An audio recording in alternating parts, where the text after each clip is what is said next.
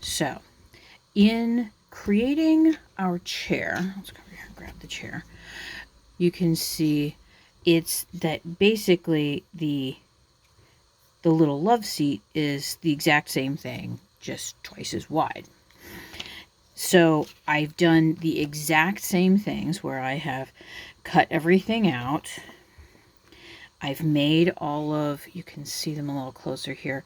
I've come in and made the marks, the creases where they needed to go.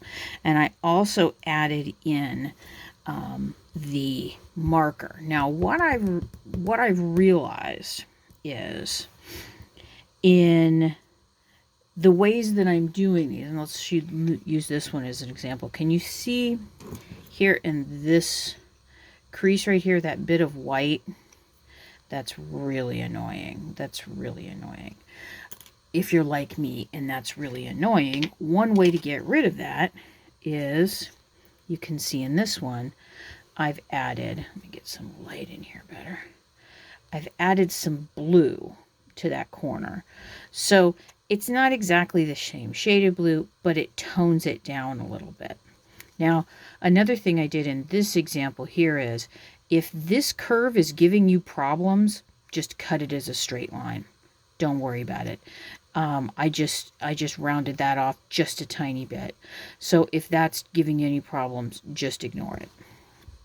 Now, here on this example, you can see I've added in some color here before gluing these down. And I've added some color going up the back. The reason I've done that is so nothing shows up white. I also discovered that while working with these back portions, this brown, I need to come in and add white, and then on top of it, add in color over top of it. That's just opaquing. It's something that I've always been surprised that some people don't quite know about.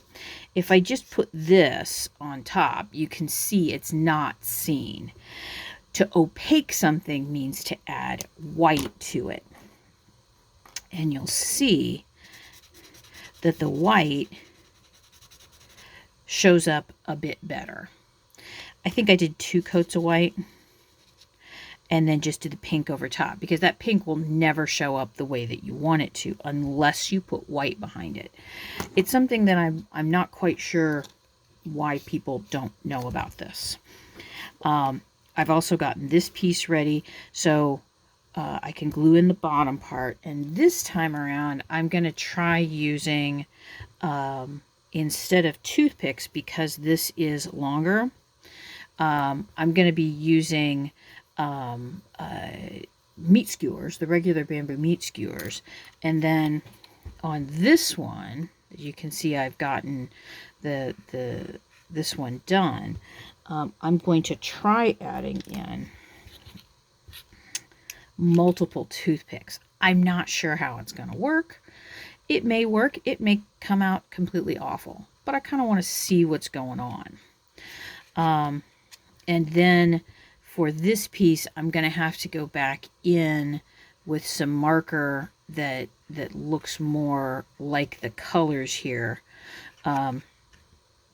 to fix some of these little bits where some of the color has come off.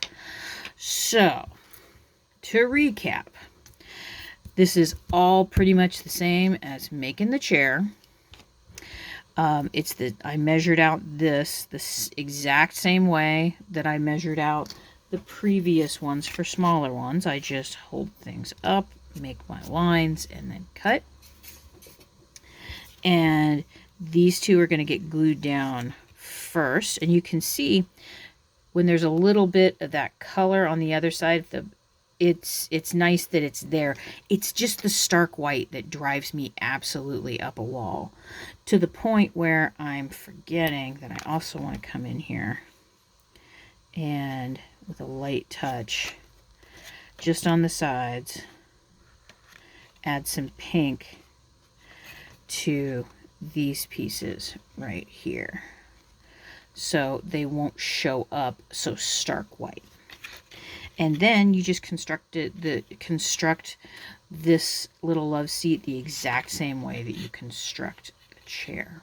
So this is this one's like super duper shorty video. I am gonna do a second one showing how I'm using these longer pieces and these shorter pieces in the other one, just so you can kind of see what they look like. And I think I will show you also how I cut these at straight angles, but I'm gonna need to glue those down and let them sit for a little bit before I do that. So I will see you in the next part of this video. Okay, let's cut this angle right here. And we're going to do this without doing the curve in this little elbow, I guess you call that, the little elbow. So to do that, I'm going to have my knife ready to go. And remember, for this one, I'm going through 3 layers of paper. Now, you can see where this line is, and I can see where this is right here. I'm going to overcut just by about 1/2 millimeter or a millimeter this curve. So here you can see it kind of close. Can you see how I overcut that? That line is a little longer. And now, and because I am getting rid of this curve, 1, 2, sorry, I can't, it's one of those with my, there we go. Because I'm overcutting it, I'm getting rid of the black line as much as I can. You can see how I cut most of that off. Then I can come in and use my X-Acto to just trim off those little pieces. And then you can come in, find it, come here, little stinker, and use a little piece of sandpaper to help with the rest. So if that's a little easier for you to do, go ahead and do it that way. So let's try this one more time so I can show you. I'm going to overshoot this just a little bit, and I want to get rid of most of the black, so I'm going to go just a little bit to the side. Okay, make sure everything's pressed, and I'm 1, 2, 3. Okay, I'm going to turn it, and again, make sure that you're pressing down on your straight edge hard. 1, 2, 3. It should pop right out. So now we can cut that little corner off. I kind of look for the any white that's still showing. And I didn't do a great job getting all of that black line off, which kind of bugs me. So I'm going to use this slightly larger piece to come in here. I'm going to go ahead and fold this because it'll,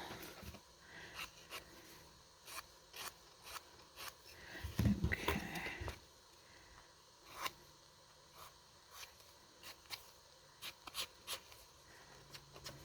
There.